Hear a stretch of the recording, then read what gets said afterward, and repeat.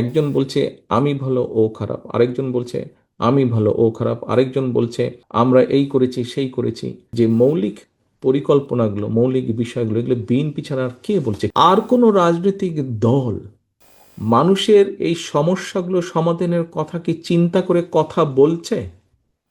যেই বিষয়গুলো নিতে টিভি টক শোতে, যে বিষয়গুলো নিয়ে বিভিন্ন সেমিনার সিম্পোজিয়ামে, যে বিষয়গুলো নিয়ে পত্রপত্রিকা লেখা হচ্ছে, বলা হচ্ছে, সেখানে কোথায় কৃষকের কথা বলা হচ্ছে? কোকো ও শিয়া বাটারের ইউনিক কম্বিনেশনে তৈরি Natura expert care body lotion স্কিনের ড্যামেজ হিল করে, ত্বক রাখে সফট ও ময়শ্চারাইজ। লুকিয়ে আর কতদিন, বাই বাই ড্যামেজ স্কিন। সেখানে কোথায় শিশুদের শিক্ষার কথা বলা হচ্ছে? সেখানে কোথায় জলবায়ুর কথা বা খাল খননের কথা বলা হচ্ছে?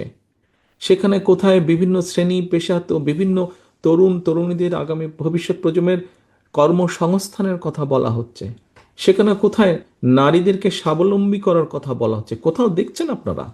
একজন বলছে আমি ভালো ও খারাপ, আরেকজন বলছে আমি ভালো ও খারাপ, আরেকজন বলছে আহ, আমরা এই করেছি সেই করেছি, এই ধরনের কথা আছে।